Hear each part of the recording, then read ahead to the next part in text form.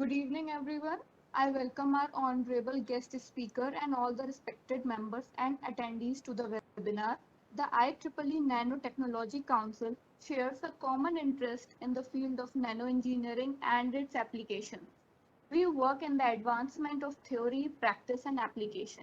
IEEE PSIT Nanotechnology Council with IEEE Computer Society chapter organizes a session, and I'm pretty sure that we will be able to learn and boost our knowledge on the topic nano engineering, a new frontier in the green hydrogen production. It will be amazing to know more about nanotechnology.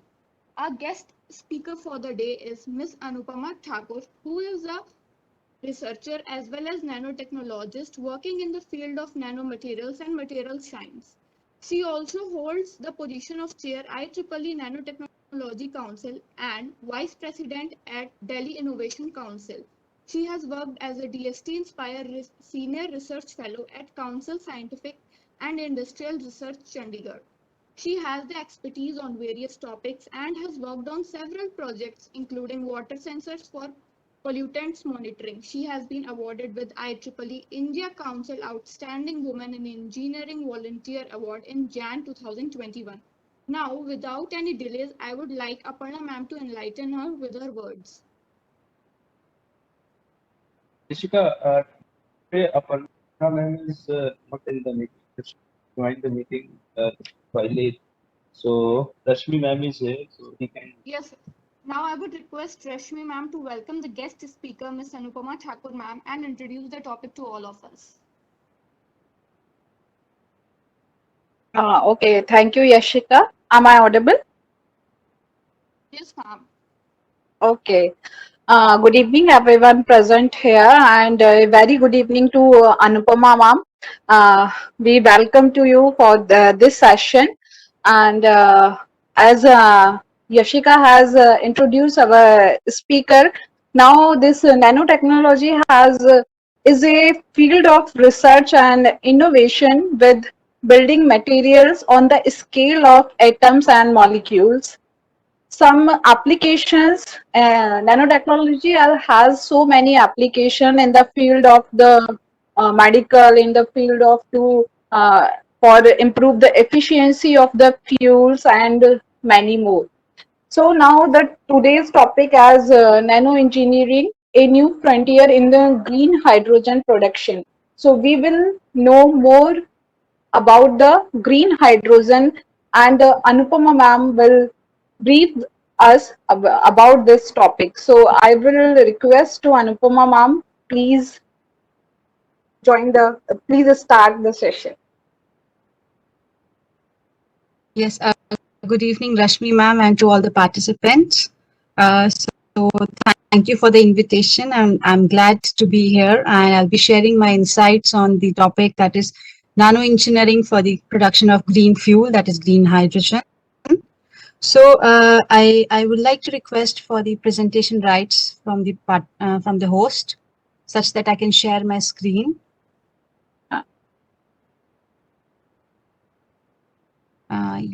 Yashika? Yes. Yes, ma'am. Yes, ma'am. Yeah. Thank you. I'll be sharing. Yes. I'm sharing. I'm putting up my screen. Kindly let me know when it's on the screen. It's fine.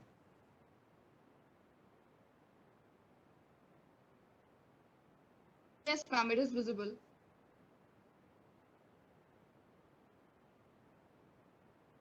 Okay. So starting with my work presentation here. So basically we'll be highlighting the, nano engineering aspects, and we'll be talking about nano engineering as a new frontier for the green hydrogen production. So basically in this presentation, I'll be taking you to the, insights and the journey of this technology outlook for the energy transition. So I'll be representing the work that is being, funded as well as is being carried out at CSIR, CSIO, and funded by Department of Science and Technology. And as I represent IEEE Photonics Society and Power and Energy Society, so a part of this work is being, as a part of science communication of these prestigious IEEE societies. So moving ahead now, taking you to the nanotechnology as it's a new frontier. So I'll be talking here about nanoscience aims and what they actually highlight on. So taking further, quoting the famous quote by Richard Feynman sir. So he stated that there is a plenty of room at the bottom in a conference long long years back. So basically, this actually gives a clear indication that what are we talking about is at a nanoscale is something that is not visible by our eyes, and it requires microscopic levels to actually have an insight of the materials. So thereby taking an example and just considering a human hand here. So if we talk about the first image, so considering any 10 centimeter part of your hand, and then further zooming into 1 centimeter, then further going more deeper, 1 millimeter, and further to 100 microns. So I'm just giving an idea like how small is this 1 nanometer that we are talking here, and what engineering will be doing at a nanoscale. So that is why just to give a glimpse. So moving to 100 micron scale, and again by going in to more than 10 micron and 1 micron, and further hereby we reach to 100 nanometer scale, and that is the DNA, the biological structure, which is of 100 nanometer dimension. Then we have white blood cells of 10 microns. So that way, going more deeper and deeper, if we talk about DNA, that is 100 nanometer scale. If we again zoom in into the DNA, then we reach to 10 nanometer scale. Further, finally, we reach to a nanometer scale. And that clearly shows that we are talking about the science which is of a very small dimension. So we are here quoting here the degree of smallness. So with this representation, I am representing the small is this nanometer scale, and this was just an example. So here rightly quote the quote by Richard sir. So here signifies that there is a plenty of room at the bottom. So we need to find out. We need to characterize the materials in such a way that we will be able to see what technology or devices we can create which have a dimension of nanoscale, but have multiple properties and very smart properties that we can quote in these nanomaterials. So that way, further moving ahead and taking you to the journey of nanotechnology. So just an introduction part for the people who are from interdisciplinary fields. So basically, nanotechnology, we are talking about science, engineering, and technology that is conducted at nanoscale is termed as nanotechnology. And if we talk about nanoscale and nanomaterials, so materials which have their dimensions in the range of between 1 to 100 nanometers lie in this domain. So if we have any material which is having a size of more than 100 nanometer, is not termed as a nanomaterial. So now devising properties of materials at a nanoscale refer to technology in the material particles objects that we are focusing on are termed as nanomaterials. And if we talk about a sheet of paper, a common example. So sheet of paper is about 100,000 times nanometer thick. And if we talk about human hair, so that is 80,000 to 100,000 meters wide. So that way, the level of degree of smallness has to be imagined by the people who are working in this domain, and they need to realize the fact that we need sophisticated instruments as well as characterization techniques by which we can get a glimpse of what material we have designed and how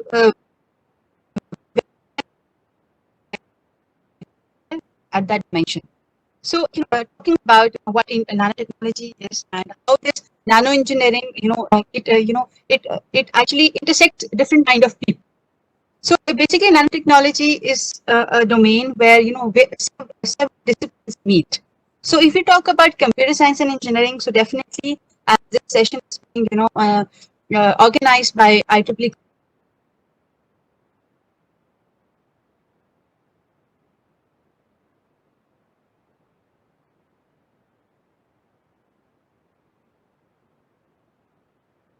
We are devising technologies at a quantum level. nanoscale and other further levels. So that way, this computer science and engineering again connects in nanotechnology. And if we talk about electrical engineers, so a small transistor device that is being designed today are high electron mobility transistors, HEMT. So again, that is a nano device. And if we talk about biology, so we are sensing at a bioscale or at a nanoscale, or probing DNA or the cancer therapy. Then we have drug delivery. So all that is actually having nanotechnology biological domains. Now talking about material science point of view, so yes, a new material that a scientist designs again fall under this discipline. And if we talk about chemists, so yes, today many organic compounds, many chemical sensors or many organic, supramolecular structures. So all that are being designed in nanoscale. So they fall under this domain and further again contribute to nanotechnology. And if we talk about physicists, so yes, quantum effects, then we have quantum dots and various other, phenomena that take place at a nanoscale come under this discipline. And if you talk about mechanical engineer, so yes, the software is a part of a nanoscale. So that way, there are several structures with nanometer dimensions, and I'll be quoting few in the coming slides. So now, what is the challenge in this discipline? So if we highlight the challenges, so yes, engineering systems at a nanoscale is a problem. So we need several strategies and several engineering tactics, how we can design materials which are stable, which have the properties that we expect them to have, be it optical property, be it electrochemical, be it mechanical property, or whatsoever. So that way, engineering at nanoscale is pretty difficult. But the science behind this has several principles on which we can work upon and design materials the way we want. So moving ahead, if we talk about several nanomaterials and their types, so as considering the fact that we have interdisciplinary audience, so the nanomaterials, as I stated earlier, they are known as nanomaterials only because they have a dimension between the scale of 1 to 100 nanometers. So if we talk about this nanomaterials, so quoting a few of the examples of nanomaterials which can be either produced by any human activity or they can be engineered for a purpose. They could be as engineered materials or they exist naturally as well. So this brief chapter form in which you can see several naturally occurring nanomaterials. So here lies, the forest fires, the sea spray, the mineral composites, volcanic ash, and several viruses. So these lie in the category of naturally occurring nanomaterials. And if we talk about human origin or incidental based nanomaterials produced, incidentally by our human activities. So cooking smoke or candle soot is also again a nanomaterial. Then we have diesel exhaust, we have welding fumes. So at the places like this, we have several nanomaterials which get deposited. Then we have industrial effluents, then sand blasting, for example. And if we talk about human origin nanomaterials or could be engineered materials, so they could be metals, they could be quantum dots, could be buckyballs, could be sunscreen pigments having or silver nanoparticles, and could be nanocapsules for delivery applications. So that way, considering I have made my point clear that we have several nanomaterials which can be categorized based on the origin. It could be human origin, it could be engineered, or could be natural occurring. So now, as an engineer, as a nanotechnologist, we have the classification of materials based on 2-3 parameters. Okay. So first, we can categorize these nanomaterials based on dimensionality. They could be 0D materials, could be 1D, could be 2D, could be 3D. So 0D means the material which has all its dimensions in nanoscale. Okay, so that material is known as zero-dimensional material. So the best example which I can give you here is quantum dot. So we all have heard about quantum dot-based televisions which are in market today. Samsung has launched its TV, is already in the market. So that has quantum dots based display. So that is one example which I can quote here. And if you talk about one-dimensional materials, so they have two dimensions in nanoscale and one micro. And if we talk about two-dimensional, so it has one dimension in nano and rest two are in micro scale. And 3D is actually bulk material. So bulk materials we can see with the eyes checked, polycrystals, 3D composites, or any salt. So that way, this is the category of classification of nanomaterials based on dimensionality. And now, if we talk about the category or the classification of nanomaterials based on morphology, so it could be the materials with high aspect ratio, could be nanowires, nano zigzags, nanopillars, nanotubes, nanofibers, or nanobelts. And if you talk about material ratio, so it could be nanocubes, nanopyramids, and nanospheres. And if you talk about in terms of state, so it could be agglomerated state, it could be dispersed, any other form. And based on chemical composition, also we divide core shell semiconductor nanomaterials. So that way, with this, I hope the nanomaterials are well, familiar to the audience now. So moving ahead, now coming to the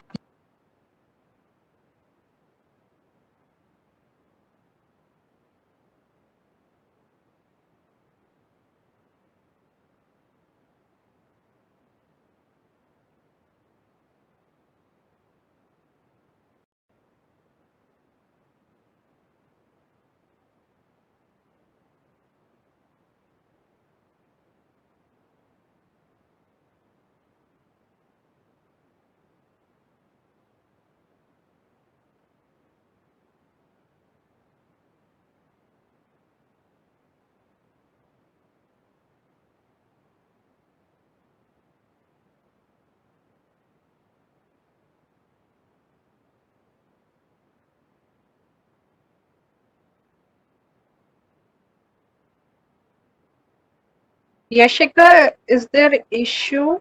Is there any issue from our side? No, ma'am. Actually, I think it's from ma'am's side. Okay.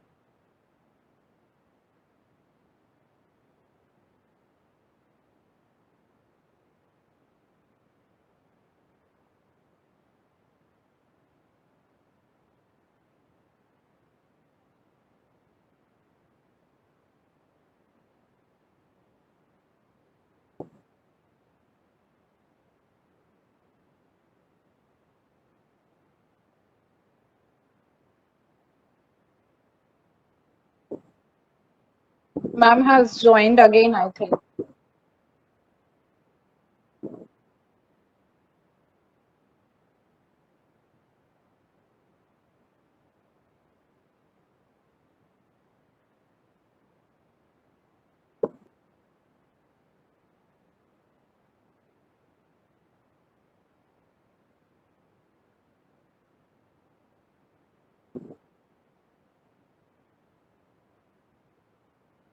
Yes, I hope I am audible now.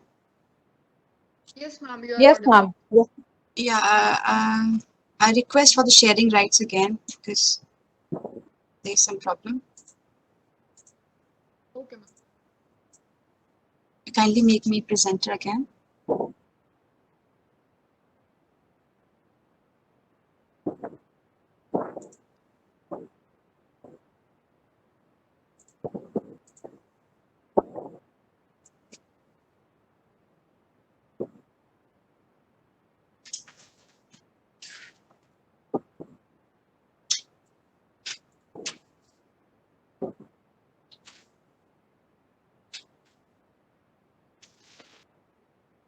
Yes, I hope my slide is visible.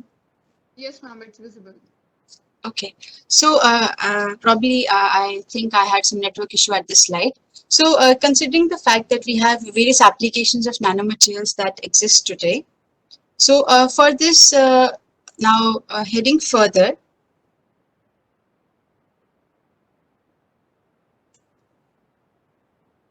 now we'll be talking about nanoengineering for energy applications. So in this part of my presentation, I'll be talking about various nanoengineering aspects, how we can design materials for energy applications.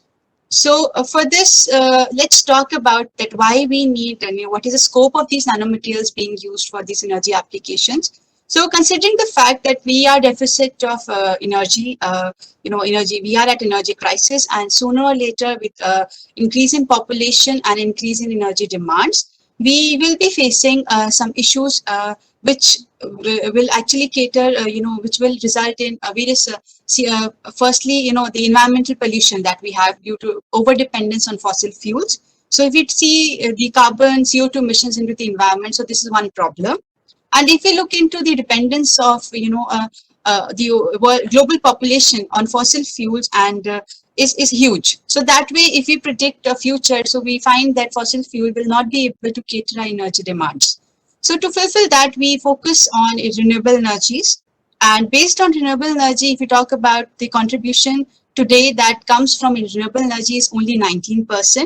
So we need to find out, innovations, and we need to do some technology developments in such a way that we can harvest this renewable energy and convert it into usable form of energy. So to do so, we need technology at the forefront, and based on this, this is one kind of projection in which I'm showcasing that if we project from 1980 to 2040, it is predicted. So we find that with increase in world population, the energy demand is increasing, which is highlighted in this blue dots. And if we see the energy production, so it will decline over time. So these red dots basically is focusing on the challenge that we'll be facing in coming years.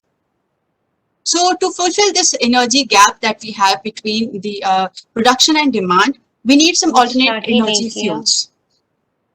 Okay, so based on this, if we talk further, so we are at an energy transition and looking at the bigger picture wherein we highlight some renewable energy sources.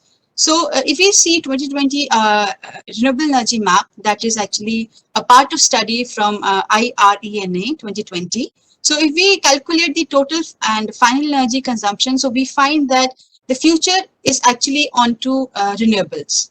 Because we will be having deficit of these fossil fuels, we need to shift. We need to have a transition from fossil fuels to green fuels. So that way, if we look into the picture, so we have a reference case in which we'll be able to utilize 25% of these renewable energy sources for various sectors, be it transport sector, be it industrial sector, or be it electricity sector. And if you talk about this renewable energy, so highlighting the most important one is the solar energy. And it will be contributing largely in this energy transition. Okay, so for this, we need to have a transition, and we need to have technologies by which we can harvest this solar energy majorly, because I'll be talking about solar energy harvesting in my presentation. So based on this, if you talk about renewables, so they play a large share in the total world energy, production demands. So that way, heading further and focusing on to the sustainable development goals that lie upon affordable and clean energy, and this also aligns to the Nav Bharat mission, basically depending on promoting the innovative ecosystem for affordable, renewable, and clean energy solutions. So the work which I'll be presenting here, this covers this UN Sustainable Goals of producing this clean energy. So for this, now talking about solar energy harvesting, which is the prime aspect. So for this, we actually have an idea with this world map, which is showcased here, that the countries which have this strong yellow color are the countries which have huge, annual solar irradiation is very high in these countries. So that way, if we look into the geographical location of India, so we are at a position where we have huge this solar irradiation. So that way we need to have technologies by which we can harvest this. So if you talk about present status of market as well as the R&D level, so yes, we have the PV, solar cells in market. So we are doing really great in that. But if you talk about, the piling of huge electronic waste, which is getting piled up over time, so that is one problem by using the solar cells. But there are several other strategies also by which we can harvest the solar energy and convert it into usable form. So one technology which is far established is the photovoltaic technology. So it actually converts this solar energy into electrical form directly. So that way solar panels are already existing, well established. Now talking about converting the solar energy to chemical fuel is what I'll be talking in my presentation. So that chemical fuel is hydrogen. Okay, so I hope my point is clear to all the participants. So in this presentation, we'll be talking about devising a solar energy harvesting system by nanoengineering, and that will be developed in order to produce green hydrogen, that is the chemical fuel, by converting the solar energy to chemical fuel, that is hydrogen. So that way, if we talk about solar energy harvesting systems that exist today, so there are quantum dot based solar cells, nanoparticle based solar cells, multi-junction solar cells, silicon, and various others. So these are well established form of technologies. So this is one idea. Now moving ahead, now there's one question that might have been raised by various participants that comes to their mind, that why we are focusing on hydrogen. So we have some points by which we strengthen of this green hydrogen. So first is the high energy content of this fuel. It is 147 kilojoule per kg. So the energy density of this fuel is quite high and is highly competitive to other fuels that we have, be it petrol, be it diesel. So that way, for this we need to utilize this factor of this fuel. And when we talk about the clean, we call it clean because the utilization of this fuel in various sectors does not produce any CO2 emissions into the environment. So that is one main reason we call it clean, because it is a zero carbon emission fuel. And if we talk about geological abundance, so it is the third most common element on Earth's surface, and it exists in various forms, be it water, be it fossil fuels, be it biomass. And this is the kind of hydrogen energy chain which I'm showcasing here, from production to application. So from production, we can produce this hydrogen by fossil fuels, by biomass, and by water splitting. So these techniques, considering the first two, so these are actually not eco-friendly ways of producing hydrogen. And if we talk about after production, how they can be delivered, how this gas can be stored and converted. So we have technological forefronts at every stage. If we talk about delivery, so we have cylinders, we have cryogenic tanks, pipelines, and for storage, we have compressed liquefied materials. And for conversion, there's a well-established technology of fuel cells. So that way we have fuel cells, which is a kind of a device which converts chemical fuel into electrical energy. So that way these fuel cells are hydrogen fuel cell. They convert hydrogen fuel into electrical energy. And further, that is being applied at various sectors, be it transport, stationary, or portable electronics. So this was the hydrogen energy chain. And this is the cycle of green hydrogen, in which we produce this hydrogen by using solar energy and water as two, main precursor, I would say. And further, this green hydrogen is produced, then it is further stored and used at various sectors. So moving ahead, now talking about what is the state of this hydrogen today. So hydrogen as a carrier is not new to industry. If you talk about various industries, be it chemical engineering, refining, iron, steel, or general industry, so it has various, they are stakeholders of this hydrogen. So chemical industry has 65% of hydrogen energy share, and refining and iron, steel around 25%. And if you talk about general industry, so they have 10% of hydrogen share. So this hydrogen is being used today everywhere in these sectors.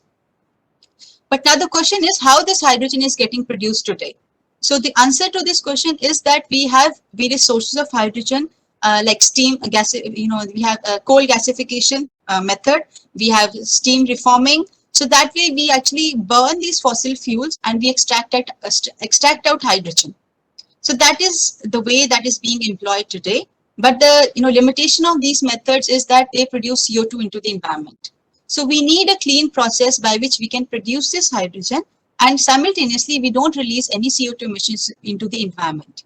So focusing on that today, I'll be proposing one technique, and it is well-established method as well, of a photoelectrochemical water splitting. So by which we produce this green hydrogen with zero emissions. And when we utilize this green fuel in various sectors, then also there is no CO2 emissions. So it is a zero carbon emission fuel. So now the challenge here is that as we already have electrical vehicles on road, so that way we have two alternate fuels for in this energy transition. So we have hydrogen also and we have electricity also, because they both are the energy carriers. But the fact is that they both are complementary to each other. So if we look forward to have hydrogen as a future fuel, so we are not, calling upon any electronic waste generation or any kind of other problems. But if we talk about having electric vehicles, so definitely we are calling upon having, huge batteries. And as far as we have, the research progress today, so we have no solution to recycle these batteries. So that is one great challenge with EVs, and sooner or later this e-waste, piling up will create problem. So that way, these both technologies are independent and complementary to each other and have their significant advantages and disadvantages. So talking about hydrogen today here, so hydrogen from renewables has a technical potential to channel this large amount of renewable electricity to various sectors. So that way we can fulfill our energy demands and cater the global energy production. So based on this, now I am talking about green hydrogen. So you might be considering and thinking that why we are calling it green hydrogen. So now the fact is that we have three kinds of hydrogen. One is gray, blue, and green. So now this is not based on the color of this hydrogen because it's a gas, so it is colorless. So here we find that the gray hydrogen is the kind of hydrogen to which we refer, which has feedstock as a natural gas. Natural gas or coal is the feedstock for this kind of energy production method, and the process is steam reforming. So that is why this this kind of hydrogen production method is known as gray hydrogen, because it produces carbon CO2 into the environment. So it is again not eco-friendly. But if we talk about blue hydrogen, so it utilizes natural gas or coal as a feedstock, but it has some carbon capture technology employed to the processes. So that way it releases only 50% of CO2 into the environment. So it is better than gray, but again it has CO2 emissions. So again we are not finding a good solution to this sustainable energy and sustainable environment. So there comes the champion, that is green hydrogen, which has the feedstock is water and renewable energy, also solar energy. And the process is photoelectrochemical water splitting. So that way we split water into hydrogen and oxygen by employing photoactive nanomaterials, which are far engineered based on the surface defects and their morphologies. So that way this green hydrogen gets produced and further we can employ in various sectors. So based on this, we have a vision that this green hydrogen holds the potential to ensure an environmentally cleaner and sustainable future for our planet Mother Earth. So heading with this, now talking about what is this photoelectrochemical water splitting process. So yes, it is basically water splitting is the decomposition of water into hydrogen and oxygen. But this splitting or this decomposition requires some energy to drive this reaction. So based on this, we have various energies which drive this mechanism. It could be biochemical energy, which might have some, biological components into that. It could be microbes, could be bacteria. And if you talk about photonic energy, so it is definitely the solar light driven process. And if we talk about electrical energy, so definitely it is the voltage that we apply to electrodes. That way, we all are well, known with this technology. So this is normal electrolysis. So this is quite known. I believe it is quite known to the audience. So the electrolysis is normal. We provide 1.23 voltage to electrodes. These are metal plates. So that way we split water into hydrogen and oxygen.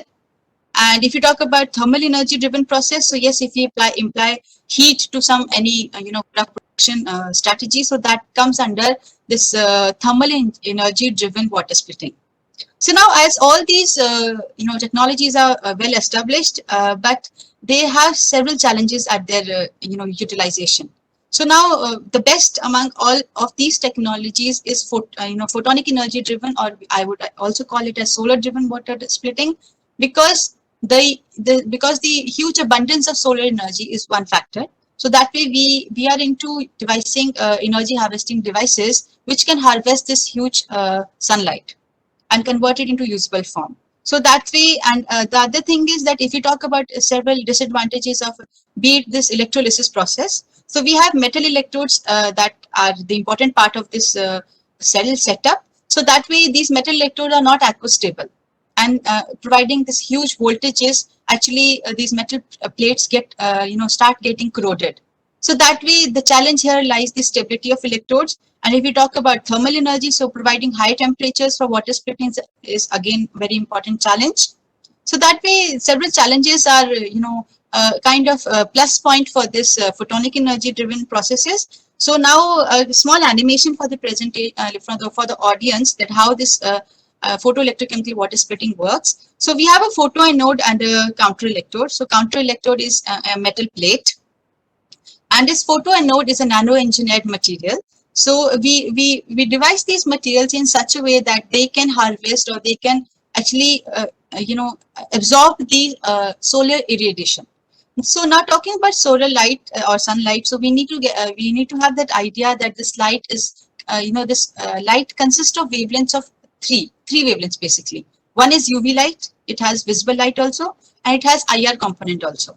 So around 4% is the UV light, 56 is this visible, and rest is IR. So that way we need to engineer materials in such a ways that we can harvest all kind of these wavelengths from the sunlight. Okay, so that way, based on this, we engineer materials, we group materials, we create these nano composites in such a way that it can harvest UV light also, the UV component of sunlight, as well as visible, as well as IR. So that way, now considering the fact that this is the photoanode here. So now when we energize this photoanode with this sunlight, so this photoanode or this nanomaterial is firstly, it is light active material, and also it is a semiconductor. So when these photons actually energize this material, so charge carrier generation takes place at the surface of this electrode. Okay, so we believe that it's a semiconductor, so the electrons which get excited from the valence band to conduction band, so they create some vacancies or holes at the valence band. So those holes actually participate in water oxidation reaction because this is immersed in water. So they participate in water oxidation reaction, and we get oxygen produced at this electrode, while we have H plus ions which get released into this electrolyte. And if you talk about the electrons which are at the conduction band of this material, they get channelized using through this electrical contact which connects the metal electrode. So now this becomes electron rich, and we have H plus ions in the electrolyte.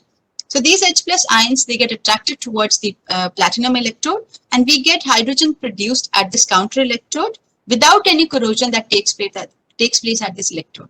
So that way, now this way the process seems to be much stable because we have the stability of this nano engineered material is tested very rigorously, and other aspects based on the energy harvesting and the characterization. So everything is done at a very in a detailed manner. So that way we get two gases produced, that is oxygen and hydrogen.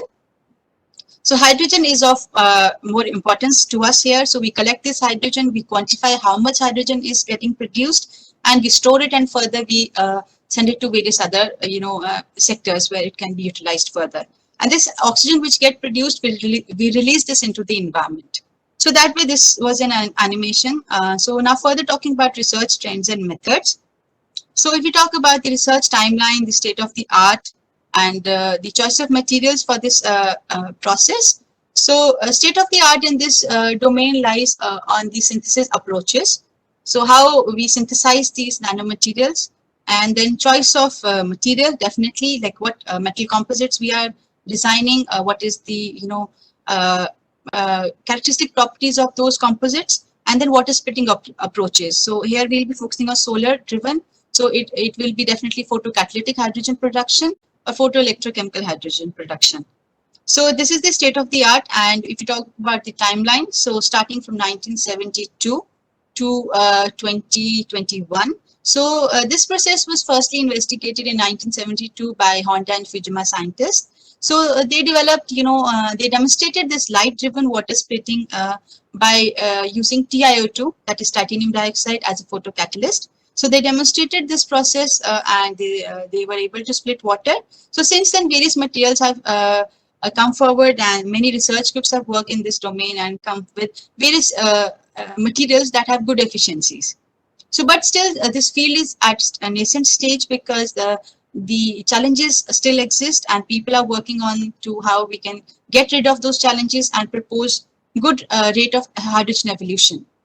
So further moving ahead with this timeline, so if we do this literature status and we talk about this literature highlights. So if you talk about the global scenario, so yes, this indicates that the number of publications being published over the world is quite high, and it shows that it is of great concern. And if we talk about Indian scenario, so again, the research focus is increasing over time, and the the possible future for hydrogen as a future fuel is increasing. So based on this, if you talk about the challenges, so yes, the solar to hydrogen conversion efficiency is one challenge in this domain.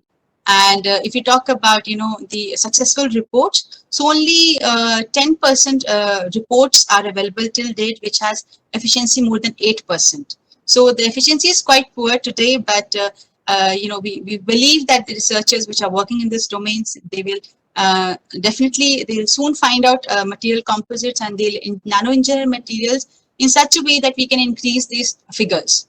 So further, if you talk about photocurrent, so yes, only 10% reports have photocurrent more than 25 milliampere per centimeter square. So again, this is one great challenge in this domain.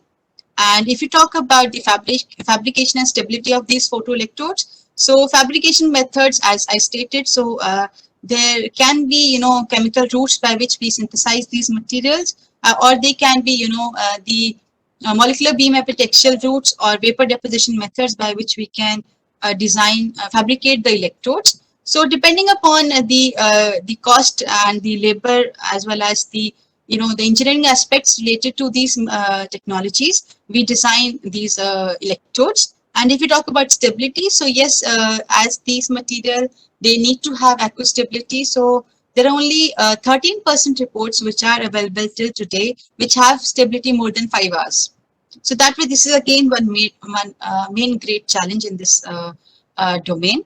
So catering to all these challenges, if you talk about research foundations and the novelty aspects which one can take further in this domain, so that lie upon having higher photon absorption and stability of these electrodes, then they can work upon cost-effective production of the fabrication of these photoelectrodes for enhanced solar-driven hydrogen production. People can work on designing materials such that they can have good photocurrent, and they could have good surface catalysis properties by which we can harvest this sunlight in a much efficient way and convert it into this chemical fuel that is hydrogen.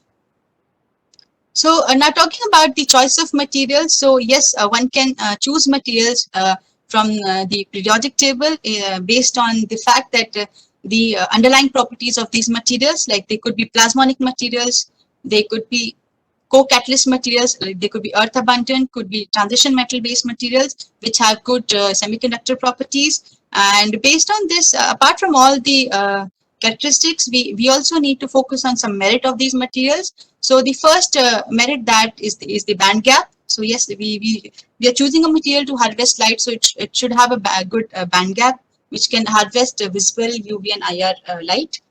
And if you talk about band edge position, so yes, it should have positions which straddle across the redox potential of water. So photon absorption is one aspect, and stability, as I stated, it needs to be stable in water. Then the plentifulness is another aspect, because if you talk about choosing platinum-based material, so obviously it's a rare earth metal, so that would be again increasing the cost. So that way we need to choose materials which are plentiful on our Earth's surface. And the last aspect is to choose materials which are sustainable, which are non-toxic in nature. So that is one consideration again. So based on this, one can choose materials for nano engineering aspect, and further for utilizing them for this energy application. And if we talk about, these are the band edge positions of the materials. So as I stated that we need to have a focus that these are semiconductor materials. So they should have their conduction band edge and the valence band edge that should straddle across redox potential of water. So that is one main aspect. So that way, considering this, we choose materials and we investigate them for various applications. So now these are some of the highlights from our group and a part of my PhD thesis. So we have been devising materials which are derived from organic waste. So we have several quantum dot materials which we have derived from the waste of citrus limta. We have then plasmonic nanomaterials, which are decorated onto TiO2 nanofibers. Then we have plasmonic copper-based materials, again engineered onto ZNO nanoarrays. Then we have paper-based flexible electrode, which we demonstrated for this photoelectrochemical water splitting. And we have several carbon nanomaterial-based composites also, based on this reduced graphene oxide. So that way, we have several contributions in this domain, and based on this, we have reported the efficiencies and their stability parameters. So not discussing all in this presentation, I have one case study for the participants, which I'm showcasing here. So this is one of a success story in which we demonstrated the flexible paper-based photoelectrodes. So this was a normal laboratory filter paper. So we actually deposited a polymer which was having a dimension of nano scale. So that way, that polymer was in situ polymerized onto this laboratory filter paper, and we got this polymerized filter paper with polypyrrole. So that way, this material was this paper electrode was fabricated, and further was well characterized for its various characterization, be it optical, be it electrochemical, be it the structural as well. And so these are the FSM images and of the cellulose fibers represented here, HRTEM. So that way XRD also denoted and emphasized for its characteristics. So this is one kind of a video in which I'm just demonstrating. So this is the paper-based electrode here, and this is the hydrogen which is getting produced. So this paper electrode is irradiated here with the sunlight. So here we have solar simulator in our lab. So that mimics the natural sun, and that way this hydrogen gets produced here. So this is the kind of flow chart for this performance testing. So we fabricate this electrode, we check for its band gap, and then we check for its efficiencies and further calculate its stability. So that way, this is kind of performance testing of this material. So further, when we these are some of the photoelectrochemical water splitting results which I'm presenting here.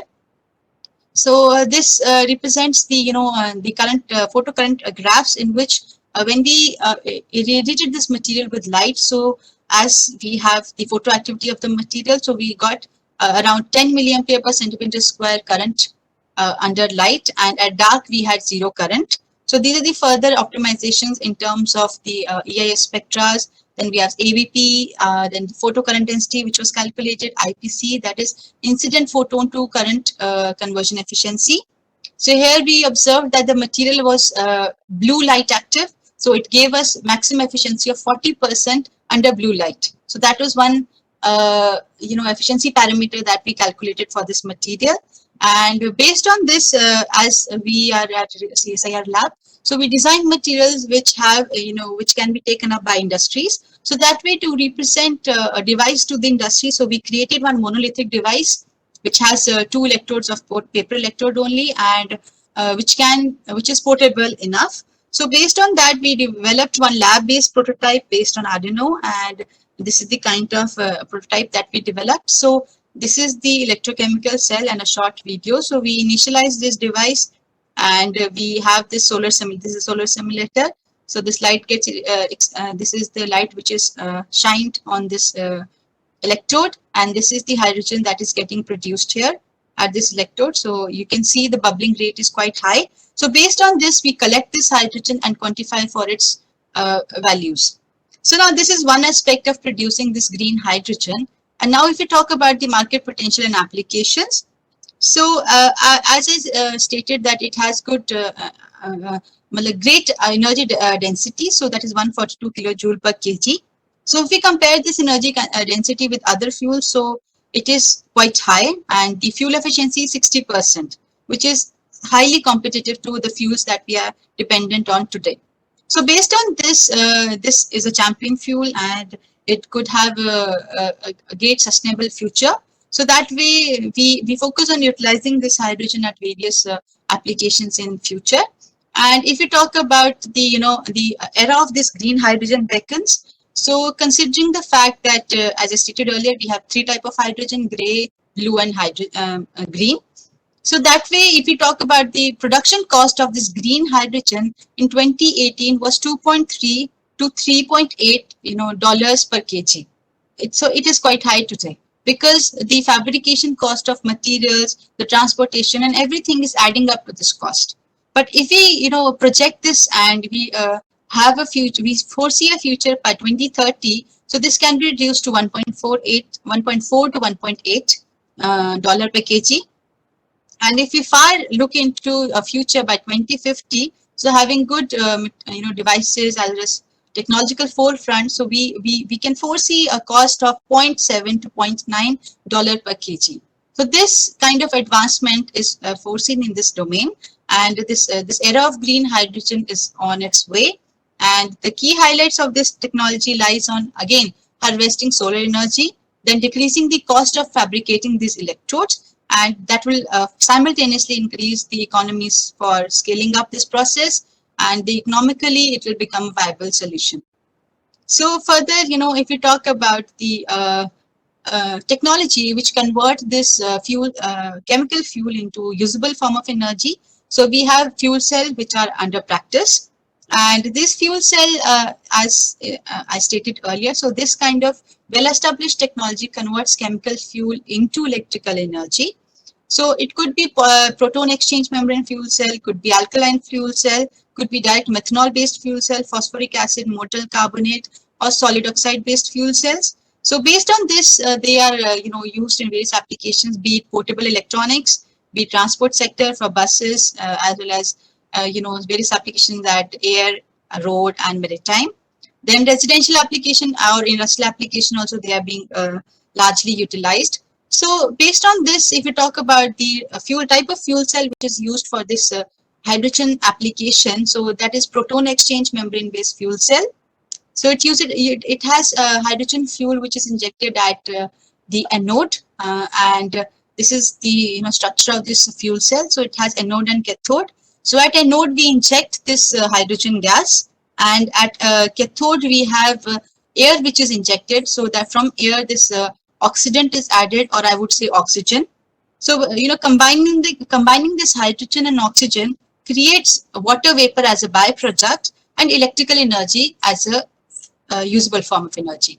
So that is where this electrical energy further is used in transport sector or any other sector, and the water vapor which gets collected is the byproduct.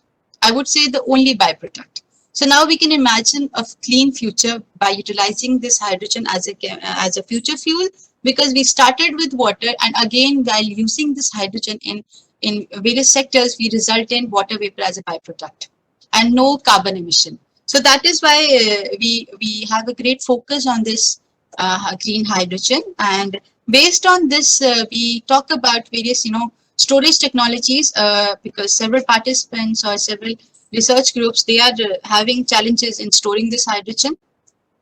But we have several success stories in this domain, because we have achieved that the metal hydrides based nanocomposites, they can store this hydrogen at a very high density at a smaller volume. So that way the chemical hydrides, the carbon nanostructures, be it graphene and carbon nanotube based structures, so they all are being well established in this domain, and they allow high storage density, and they are light enough, and they are cheaper in cost as well. So that is why the storage technologies are existing today, and storing hydrogen is not a challenge today. So based on this, if we talk about an integrated system, that this is a glimpse of an integrated system, a new energy accelerator, which I generally call it. So based on this, if we talk about various roadmaps, so this is the kind of roadmap in which this hydrogen gets produced by the solar energy. Further, it is getting further stored in this hydrogen fueling station. The produced hydrogen gets stored here. And further, these are FCEVs on road, which actually run on this hydrogen fuel. And we have hydrogen tube trailers, which will be carrying this produced hydrogen in compressed form, storing it at this hydrogen fuel station. And this is the kind of filling station. And further, we can convert this hydrogen. So this is one kind of transport sector which is getting highlighted here. But similarly, if we have fuel cells for portable electronics, so that way the chemical fuel can be converted into electricity, and they can charge up our mobile phones, laptops, and various other portable electronics. So that way, this hydrogen caters various kind of sectors. So now heading further, if we talk about further industrial beneficiaries, so in India we have Reliance, which has recently, committed to have hydrogen as a future fuel. So that way we have Tata and we have several other industries also who have started investing, and they are working on this implementing this hydrogen as a fuel. And at globally also we have various companies which are working on having this hydrogen. So based on this, if you look into the benefits of hydrogen as an energy carrier, so we have various health benefits. If we talk about the clean air that will be an outcome of this hydrogen as an energy carrier, so that adds an advantage to health. Then environmental benefit, definitely there will be no CO2 emissions, no climatic change. So that way that results in sustainable environment. And if you talk about economic benefits, so yes, adopting hydrogen as a fuel will open up various opportunities for various kind of labor force in this workforce, I would call, be it a mechanical engineer, be it electronic science engineer, or be it a nanotechnologist. So that way the energy security benefits will also result in creation of huge jobs by the coming years. And we look forward to have global connectivity because US and Australia and Japan, they are already onto hydrogen fuel cell based vehicles and various portable electronic devices. So they are running on hydrogen so far, I would say. So having taking motivation from all that, I'll be sharing a hydrogen roadmap in India also. So if you talk about hydrogen roadmap in India, so we have Kerala, which is testing hydrogen for its implementation. Then we have Delhi NCR, which have 10 buses which run on hydrogen fuel. So, but the fact is that the hydrogen that is being adopted today into these hydrogen fuel cell vehicles is not produced using this technology. That is produced by the coal fire gasification or steam gasification. So we need to have the transition from this gray or blue hydrogen to green hydrogen. So that is one more transition that we look forward in this coming decade.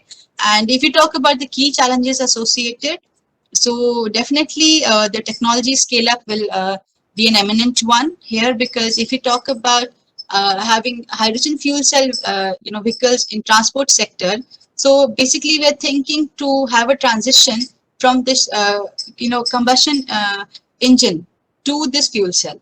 So that with the device structure, the vehicle structure will totally change, and this technology scale up is a challenge here. But if you talk about several vehicles, so we have Hyundai, which has already launched its hydrogen fuel cell based car. So that way several industries are coming forward, they are launching their vehicles. Now it all depends on the adaptability as well as the acceptance of the public. So that way we talk about recognizing hydrogen's role in this energy transition. And my one contribution to this lies here in is the outreach of this fuel, that is the green fuel. So based on this, we believe this green hydrogen has been in use as a feedstock in several industry segments for decades. But another thing is we need to shift from this gray hydrogen to green hydrogen. So based on this, the conclusion and future perspectives for the audience. So as we are talking about solar powered strategy for this production of hydrogen fuel, so we are aiming to harvest this huge terawatt source, and we propose to harvest this solar energy and convert into a usable form of energy. So the outlook of this work lies in fabricating cost-effective photoelectrodes. So we could have dependence on earth-abundant materials in which we can do nano engineering. We can club in materials which can harvest more and more of the sunlight.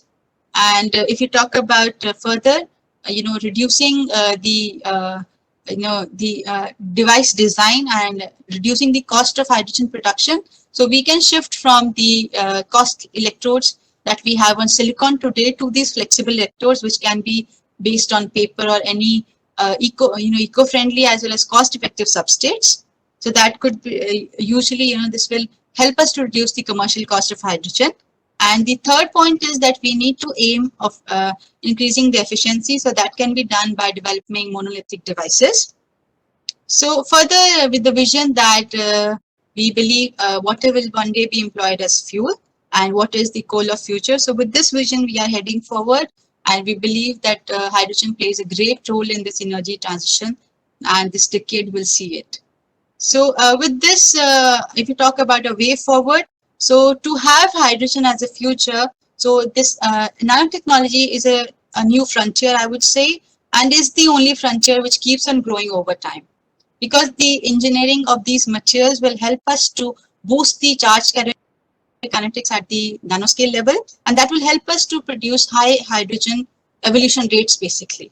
So that way we have nanotechnology that keeps on growing with this domain, and this is an emerging field. And with this, if you talk about science promotion and communication, so I'm a part of various science promotion activities. So that way we spread this word of accepting these science concepts, as well as this new future of this, and the new future of this green hydrogen.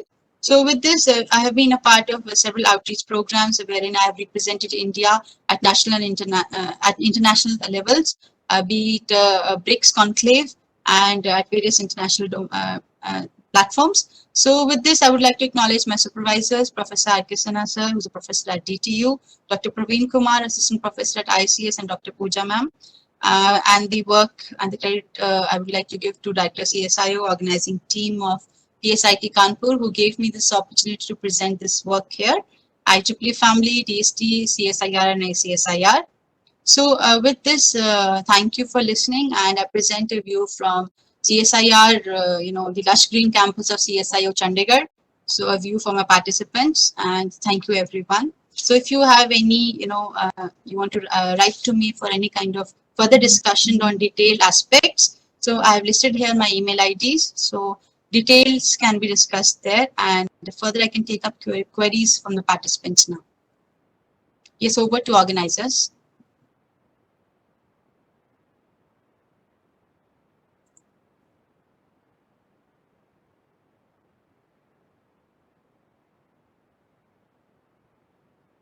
Yashika, you are requested to share your screen.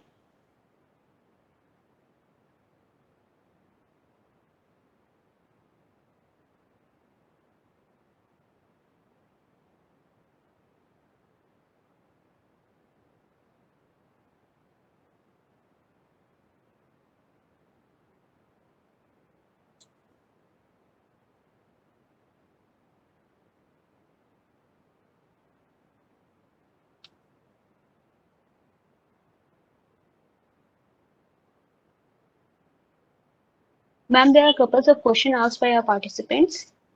So the Yes. first one is, can hydrogen fuel be used in automotive industry in future? Yes, as I stated, so I've discussed one case study here, considering the transport sector. So yes, it can be utilized in various other sectors also, but the technology which converts this chemical fuel to the usable form is the fuel cell based technology. So fuel cell can be utilized in various sectors, and that way can be used in automotive industry as well.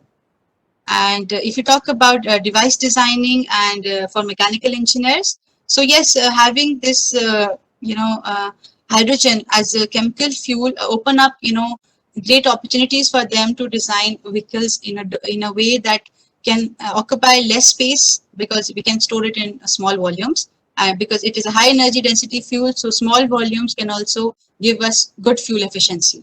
So that way the device design and various other factors open up great opportunities for people in the mechanical and automobile industry.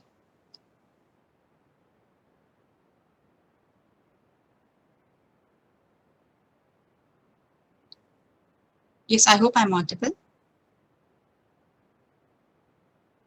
Yes, ma'am. Yes, ma'am.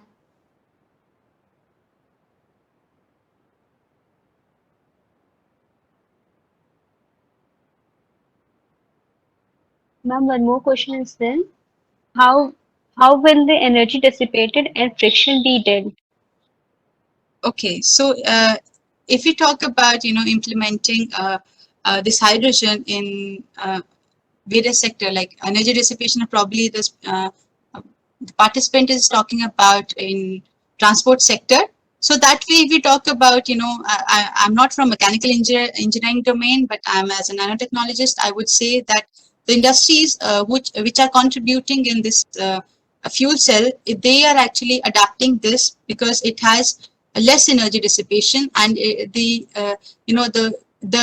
demerits of having hydrogen as a fuel in transport sector is less as compared to other fuels. So this is kind of the fuel cell technology can really help us because it has less energy losses, and it has good fuel conversion efficiency. That is from fuel to chemical fuel to electrical energy.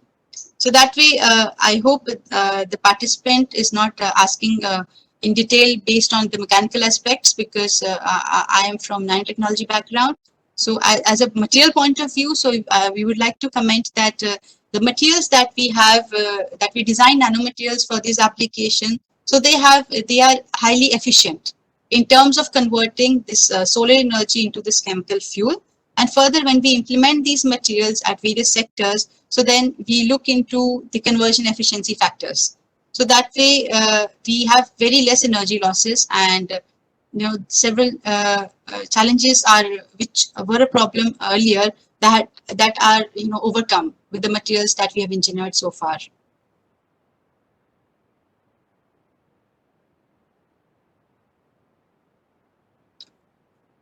Yes, if anyone want to work as a want to work in nanotechnology field as a career, so definitely, as I stated, so nanotechnology is interdisciplinary field.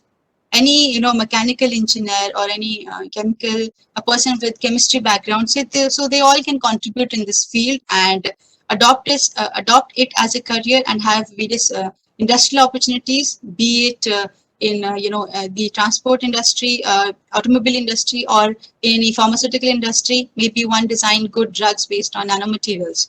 So that way, pharmaceutical industry is inviting people who have nanotechnology as a background. So we have various organic chemical industry. So people who are good at designing materials, so they have various opportunities in chemical industry to design various resins, various paints, various cosmetics. So that way, adopting nanotechnology field as a career is again a plus point, and it as I stated, it is growing over time.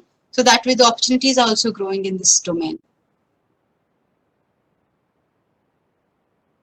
If we talk about future applications of nanotechnology, so yes, I stated in one of the slides, it is being utilized in life sciences discipline, in medicine. So these days, if we talk about implementing nanotechnology for this fighting this COVID, so we have various polymer materials which are coated onto face shields, which we have on PP kits, which the materials are, the PP kits are being coated with nanomaterials such that the virus adsorption is less, and it lasts for long.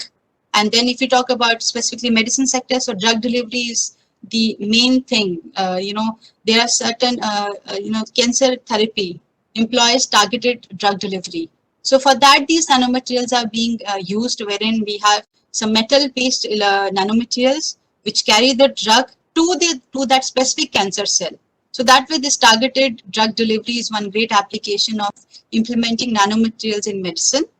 And if we talk about various other sectors, so as I stated, in industry, chemical industry, and further in other industries also have applications of nanotechnology. And will nanotechnology field be relevant in future, like after 10 years? Yes, definitely, because it is nascent today, I would say. Because if we look around, so we have the applications growing. So if we, the focus is that, we need to make this nanotechnology sustainable. So we make this nanotechnology sustainable only when we synthesize or we utilize green nanomaterials. Okay, so there is one, constraint of using the chemically synthesized materials, because they might have some long-term toxic effects. So the idea of utilizing and adopting green nanomaterials again gives us a sustainable future. So yes, if you talk about sustainability and of nanotechnology, so yes, it lies upon the choice of materials that we are exploring and the choice of applications that are utilizing these nanomaterials. And ethical issues with nanotechnology, yes, ethical issues are actually around in and every domain of science and technology. So they lie in nanotechnology as well, because we need to claim that this material is this.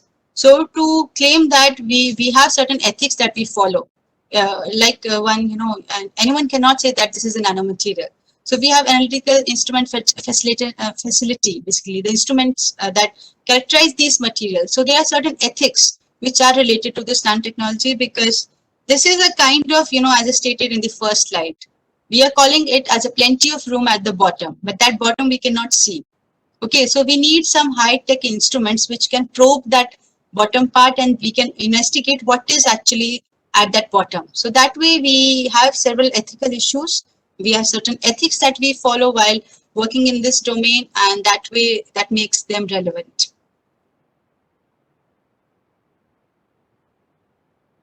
And there is one more question from the participant, that is there any specific health or other risk from nano products?